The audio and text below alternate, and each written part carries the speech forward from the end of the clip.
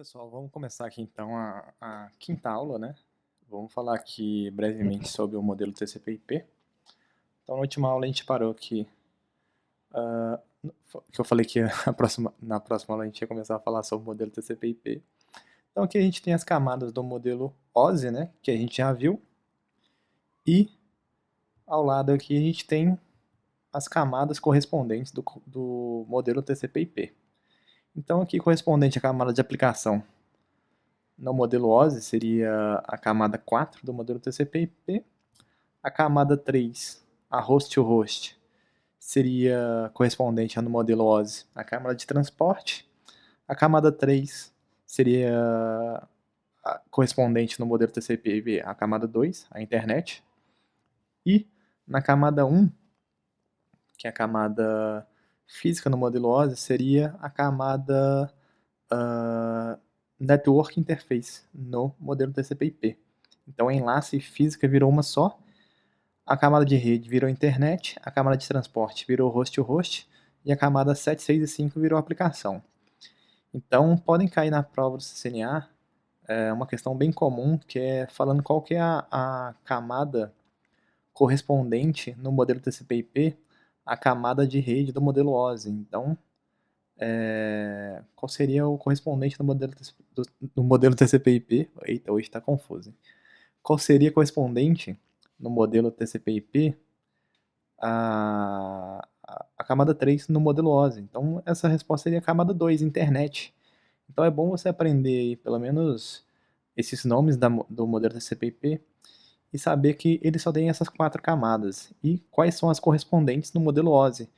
A que eu já vi mais caindo aí foi a camada de internet. Qual é a correspondência dela no modelo OSI? Seria a rede, beleza? Então, na camada de aplicação no modelo TCP/IP, a gente vai ter a mesma coisa que a gente tem na camada de aplicação do modelo OSI, né? É a mesma explicação que foi dada no modelo OSI. Aplicação são as aplicações que o usuário utiliza, né? Então, aí, uma aplicação comum aí, o Telnet, aplicação para acesso remoto. O nome vem de Telephone Network, desenvolvido pelo Departamento de Defesa em 1969.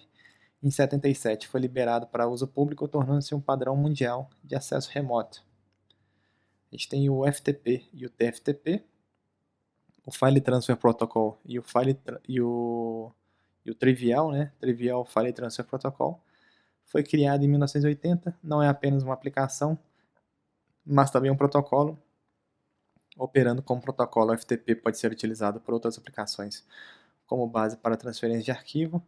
No modo aplicação, é utilizado o formato cliente-servidor para executar as transferências de arquivo. O TFTP é uma versão simplificada e mais rápida do FTP. Continuando na camada de aplicação, a gente tem o SMTP, Simple Mail Transfer Protocol, protocolo padrão para envio de e-mails através da internet. SNMP, Simple Network Manager Protocol, protocolo padrão de gerência de redes TCP/IP. POP3, Post Office Protocol, um protocolo utilizado no acesso remoto a uma caixa de correio eletrônico. HTTP, Hypertext Transfer Protocol, é a base para comunicação de dados na internet e pertence a uma forma estruturada de texto que utiliza ligações lógicas chamadas hiperlinks para outras fontes de informações existentes na web. Dessa forma, páginas de um site são associadas às outras. Então, galera, essas são só algumas aplicações aí que a gente acha na camada de aplicação. Não cai na prova nenhuma questão sobre o que o POP, qual é a diferença do POP3 pro SMTP ou alguma coisa assim. Se cair alguma coisa desse tipo na prova, vai ser na parte de fazer access lists. Será sobre as portas que essas aplicações utilizam. Beleza? Então não cai, não é conteúdo, não é escopo do CCNA explicar o que cada aplicação dessa faz. O Filipetti só coloca isso no livro dele para ter uma referência, beleza? Mas o CNA, ele prevê que você tenha uma certa experiência já na área de redes, apesar dela ser uma certificação para iniciante. Então, o ideal é que você esteja familiarizado com esses termos. Não é escopo do CNA explicar a fundo essas aplicações, beleza? Continuando aqui na camada de aplicação, a gente tem o DHCP, Dynamic Host Configuration Protocol, permite a configuração dinâmica de elementos conectados a uma rede via concessão de endereço IP, máscara, Default Gate, DNS, algumas outras opções. e algumas outras opções, sucessor do antigo protocolo BOOTP. Então, o que o DHCP faz é atribuir de forma dinâmica o endereço IP a algum host da rede. Não só o endereço IP, mas também a máscara, o default gateway e o DNS. O protocolo antigo, que deu origem a esse protocolo, é o BOOTP. Syslog é uma aplicação servidora que recebe mensagens de log de outros dispositivos de rede, armazenando-as e possibilitando tratamento posterior. Então, o syslog nada mais é que um servidor que armazena log, né? Aí a gente tem na camada de host-to-host, a camada de transporte, né? O TCP recebe um fluxo de dados da camada de aplicação e os quebra em partes menores chamadas segmentos. Então a gente viu lá que o PDU da camada de transporte é o segmento. Os segmentos são numerados e sequenciados, permitindo a montagem do fluxo original na camada de aplicação da máquina de destino. Orientado à conexão. Então, se ele é orientado à conexão, tem que ter uma forma de fechar essa conexão, é o three-way handshake. Confiável, mas lenta. Então, eu preciso da confirmação quando eu envio algum pacote, algum segmento, na verdade, né, utilizando o TCP. Então, a transferência de arquivos ou acesso remoto, por exemplo. Então, quando eu estou fazendo transferência de arquivo e eu perco algum segmento, aquele arquivo vai estar corrompido, né? Então, eu preciso ter a confirmação de que o meu destino recebeu. Se ele não recebeu, eu vou enviar de novo. Tá? Por isso que o TCP ele é mais lento, beleza? Ele é confiável, que é diferente de seguro. O TCP ele é confiável. Seguro é uma palavra que sugere aí que eu tenho algum tipo de criptografia. No TCP eu não tenho isso. Então a gente tem aqui também agora o UDP, User Datagram Protocol. O UDP surgiu após o TCP. Basicamente o UDP seria uma versão simplificada do TCP. Cabeçalhos com poucos campos de controle. Rápido, mas não é confiável. Aplicação em tempo real VoIP e aplicações que não precisam de confiabilidade de entrega. Então, quando que eu uso o DP? Eu uso o DP quando é melhor eu perder algum pacote e continuar a comunicação sem ela experimentar alguma lentidão, do que essa aplicação ficar lenta e ter atraso. Então, quando eu estou falando em tempo real, quando eu tenho alguma aplicação em tempo real, é melhor picotar a voz do que a voz chegar com atraso, beleza? Não sequencia os segmentos, não aguarda uma confirmação do recebimento, ele simplesmente transmite. Então ele transmite e não interessa. Então o cabeçalho TCP aqui, a gente tem a porta de origem e de destino, tem um campo sequence number, tem um campo de ACK, tem um data offset, tem um reserved, tem alguns aí flags de controle, urgent ACK, physics, reset, sync e fim. Tem a janela, né, o controle de fluxo, checksum, urgent pointer, options, padding e o que a gente chama de payload, né, que são os dados que o usuário estava carregando, que o usuário está carregando, beleza? Não cai na prova nenhum conhecimento a mais de TCP/IP, de TCP na verdade, nem de UDP, nada muito aprofundado. O que você tem que saber para o CCNA é que o TCP é confiável e o UDP não. O UDP é muito mais rápido justamente porque não precisa dessa confirmação.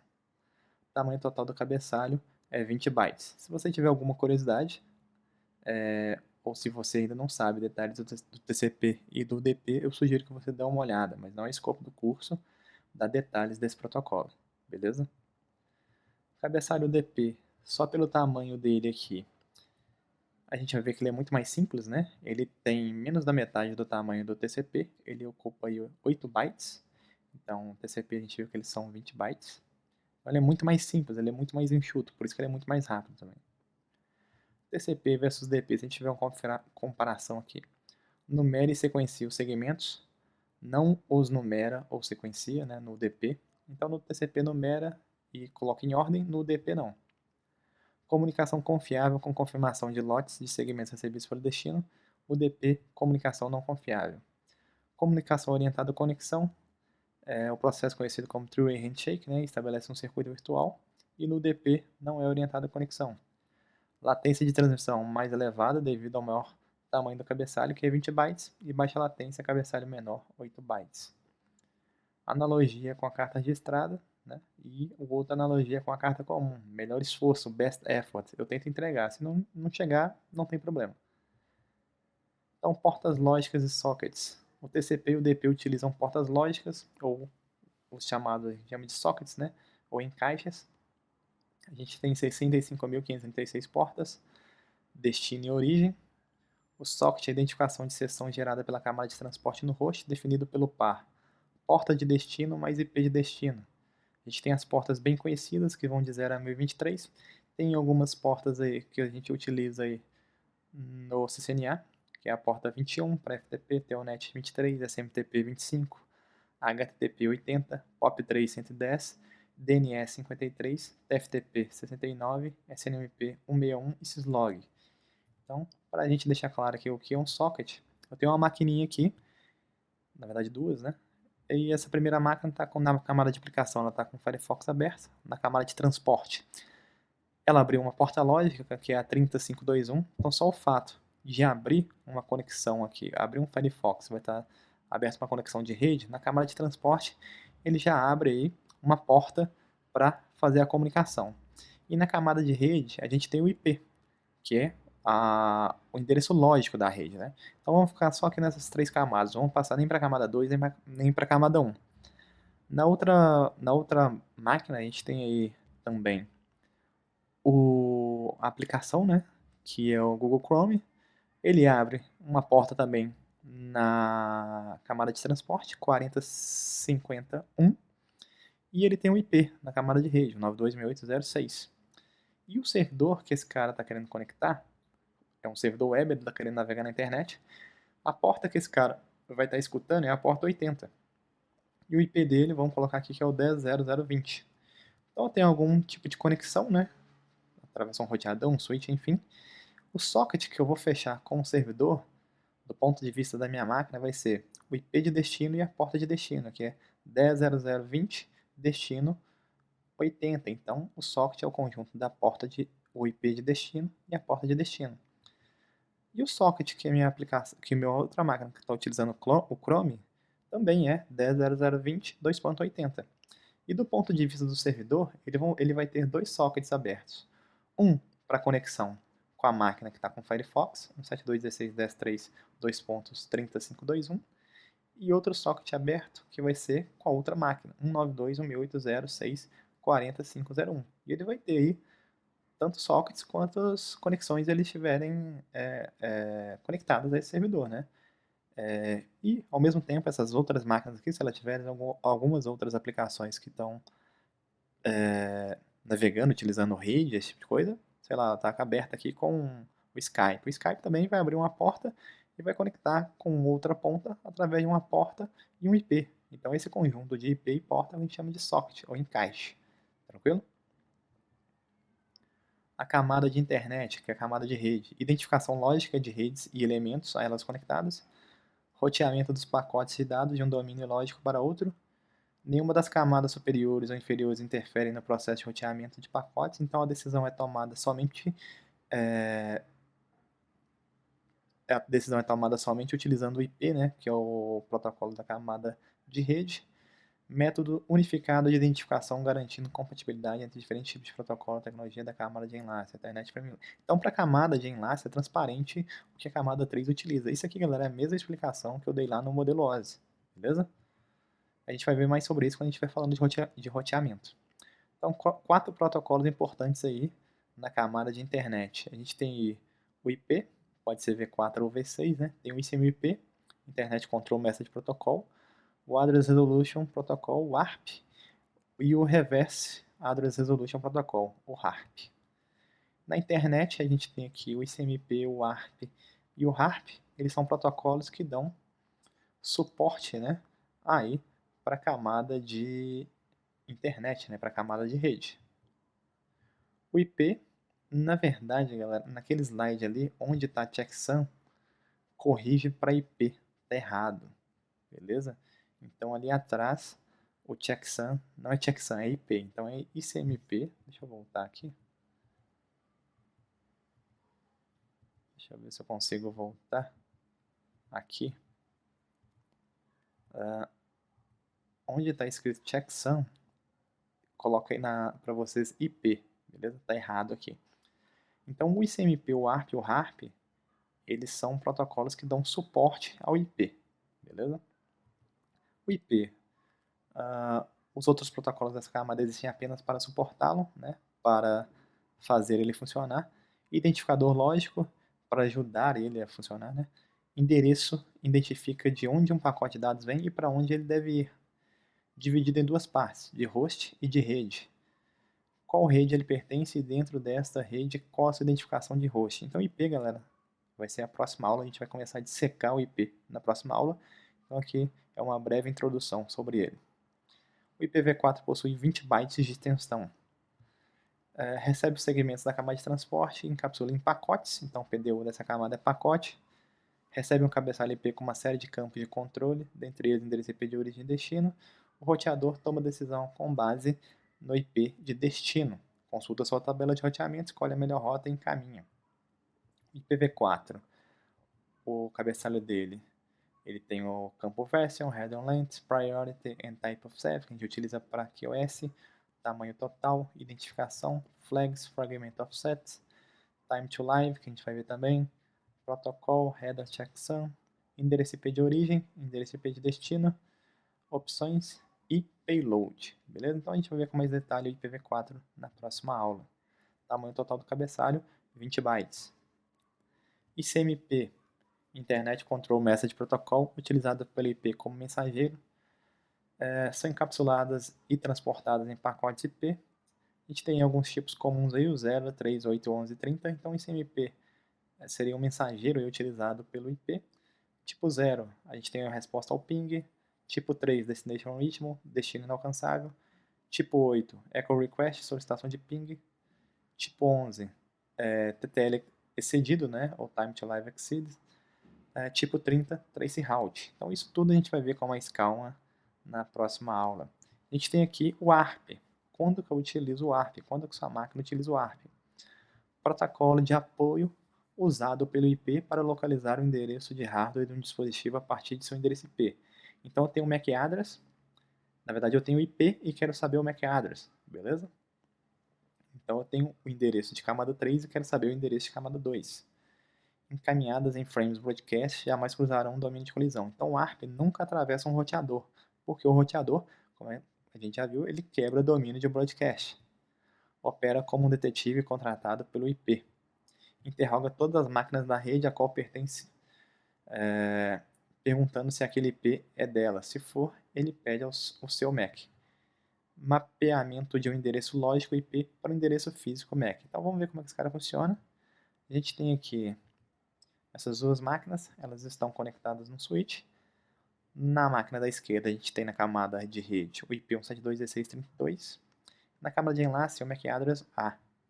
Na outra ponta a gente tem um 172.16.33, então esses caras estão na mesma rede. E o MAC address B. A máquina 172.16.32 vai pingar a máquina 172.16.33. Beleza? Então como é que ela vai montar o cabeçalho de camada? Então vamos colocar aqui que aqui a gente tem o Mewtwo. E do outro lado a gente tem o Bulbasaur.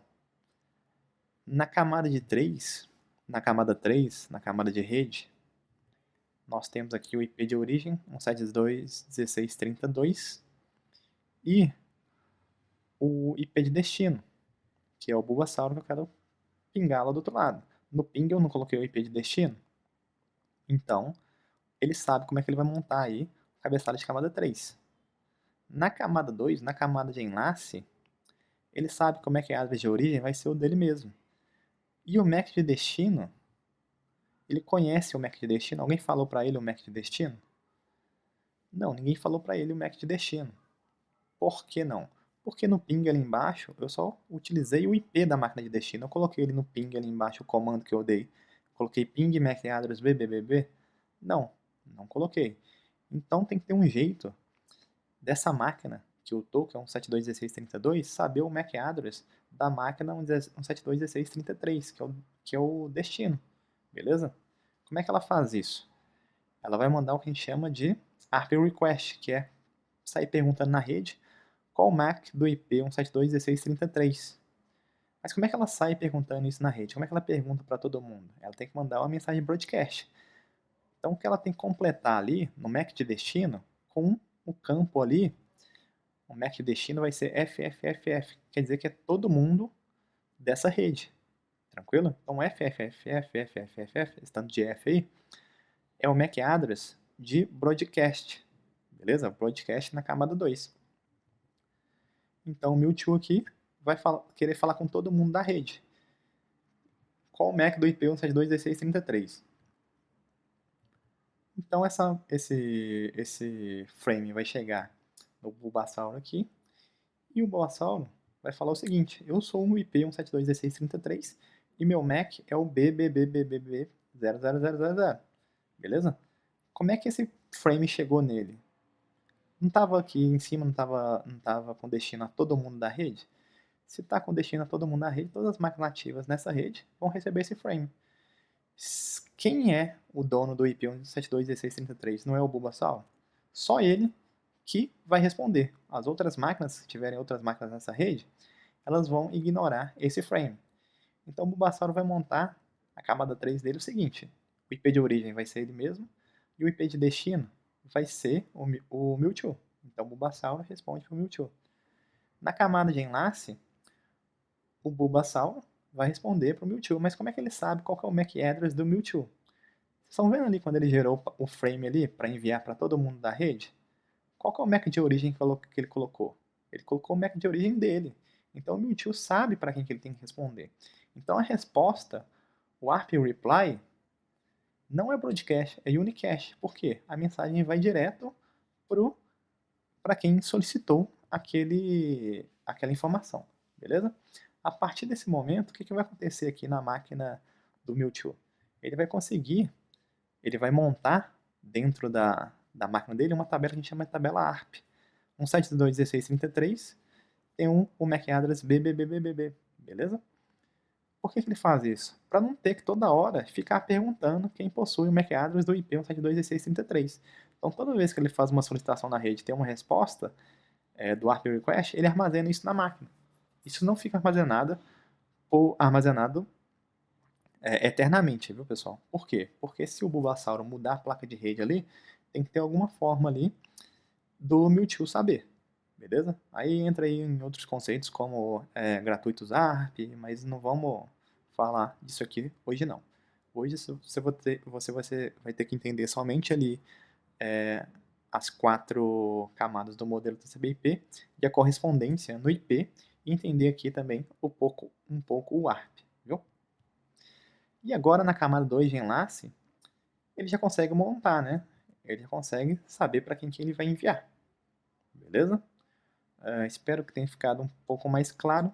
Se não ficou claro, tenta ver o vídeo aí mais uma vez, beleza? E agora vamos para o reverse ARP. Se no ARP eu tenho o IP e quero saber o MAC, no reverse ARP eu tenho o MAC e quero saber o IP. É o contrário do ARP. Determina um IP através do MAC, não muito utilizado atualmente. Também não é cobrado. Precisa de um servidor reverse ARP. Hoje em dia o DHCP na camada de aplicação consegue desempenhar o mesmo papel com muito mais opções. Então isso não é mais utilizado. Quando a gente for falar de frame relay, a gente vai voltar nesse cara, mas por enquanto vamos ficar com isso aqui. E na próxima aula, pessoal, vamos começar a falar do endereçamento IPv4 e IPv6. Começar a ver mais a fundo o IPv4, os cálculos envolvendo IPv4 e depois falar um pouco sobre o IPv6. Beleza? Beleza, pessoal. Obrigado. Até mais.